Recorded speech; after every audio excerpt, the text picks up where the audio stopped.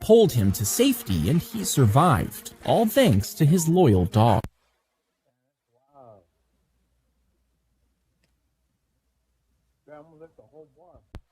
Yeah, well, I don't think you noticed, but he also took his fucking dog out. Bet he fed him too. Not put him in the damn cage every time he decided to eat a special chocolate.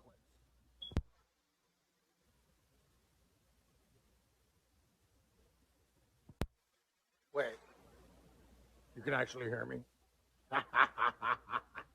Wow. How much of that shit did you eat? What the fuck? Oh, hell no. Hey, where you going? Ah, dang. Hey! Ah, I knew it. I should have said it. Hey, you gonna eat all the chocolate?